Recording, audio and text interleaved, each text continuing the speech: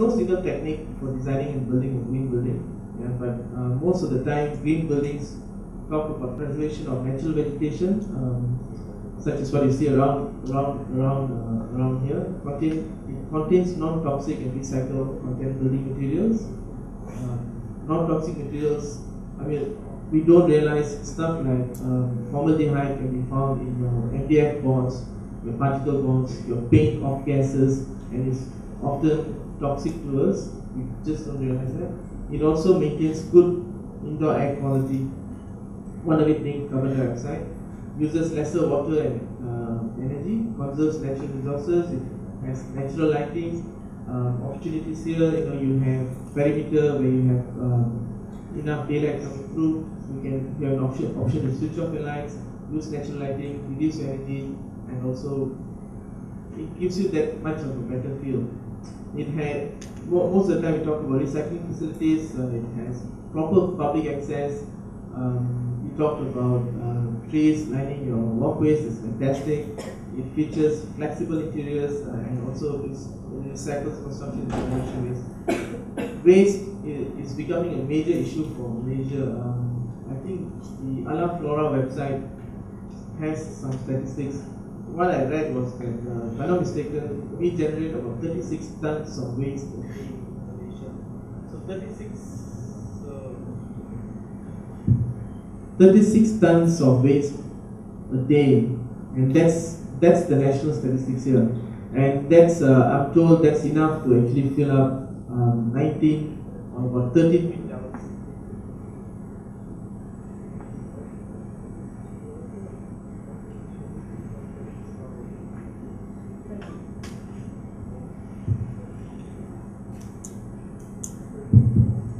Right, okay,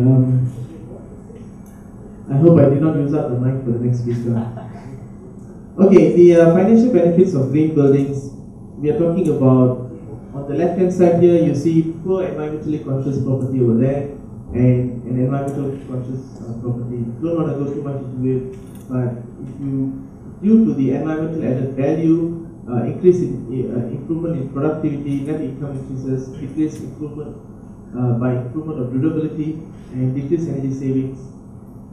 The gross income of green buildings are known to be higher than buildings that do not consider green into the design and construction.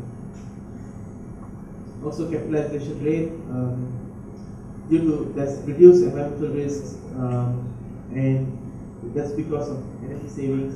Also, you have decreased depreciation due to the durability, and of course marketability. It's always about perception. So green buildings have better perceptions, better rental. These are statistics that we're getting from overseas. Changing to green economy, obviously these are the drivers. We have the conventional market where there's a lot of mass consumption and mass disposal. The assessment system like green GBI forms is a communication tool, and then of course you have your various motives, behaviors, beneficial motives, put it all together, and that's how we move towards a greener market. Moving on to budget 2010, again, to expand the use of green technology, the government actually announced in their budget 2010, the government launched the GBI on 21st of May, and also the government announced in its budget 2010, the Prime Minister announced in his budget 2010 speech that there are two incentives given. One is the tax exemption, the other one is the ITA. Now, building owners obtaining GBI certificates from 24th October until 31st of December 2014. Hopefully that target will be pushed. We are hopeful of that. Will be given income tax exemption equivalent to the amount, to the additional capital expenditure in obtaining such certificates. And it's tied to GBI. We've been questioned why it's only GBI, why it's specific to GBI, not LEED or not green or not green mark or green star. It's normal, it's natural. GBI is local tool, the government supports the local tool.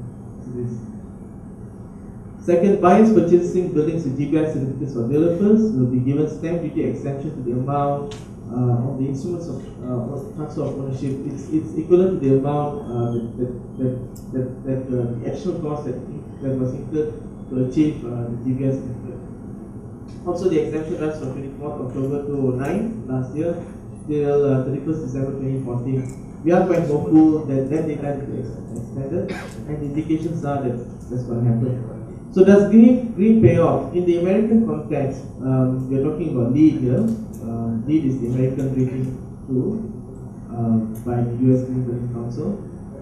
Certified level sits at, this is based on version 2.0. There's a version 3.0 where the points move up to 100, it goes up to 100 points. So under the LEED version 2 version, we have for certified buildings, energy savings of up to 35% is envisaged. Energy savings of up to 50% for silver rated buildings. It goes up to more than 60% if it's a platinum rated building. Incidentally, GBI also follows the same criteria: certified silver, gold, and platinum. Those are the savings that we declared there, and then also the payback periods for certified buildings is under 3 years, silver up to 5 years, platinum anything more than 10 years. Because platinum means you are really, it's really an excellent building. It behaves beyond all expectations. So depending on the amount of initiatives that you're throwing, it's going to cost you that much more. For example, if you go to construction of PV, the paybacks get longer.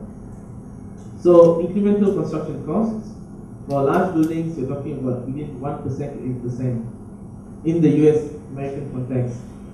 Again, if you take LEED and you apply it here, the figures are astronomical. For platinum, you're talking about anything above 15% capital cost.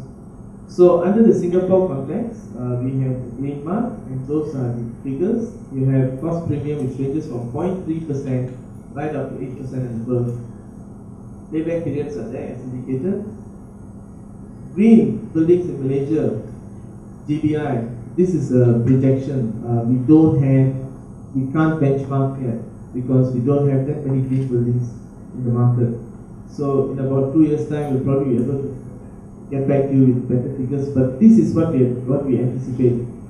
So your average Malaysian building has got a BEI energy index of 250, and that's your baseline. So we use it as a baseline. If it meets 1525, we expect that to go down to close to 200, and that will give you an energy savings of about 10 to 20%. Good enough, but still long way to go. So the incremental construction cost, when you focus on energy, the paybacks become easier. It's easier to compute your ROIs. So if it's a GBI certified building, certification starts at 50 points.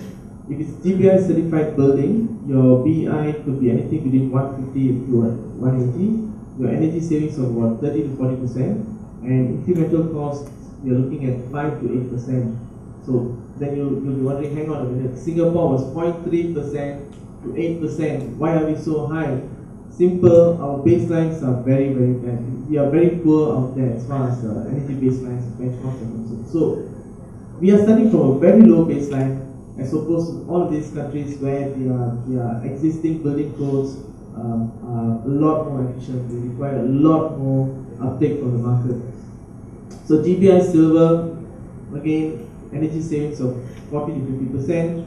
Your construction costs could be anything between 8 to 12%, right up to platinum beyond 15%. Again, it all depends on the aspiration. So when we launched the GBI, the market was very, very excited. On the day of the launch, I was told we had about 15 buildings signing up. Right now, I think we have close to, not sure, 60 to 80 buildings. Building owners have expressed interest and signed up with GBI.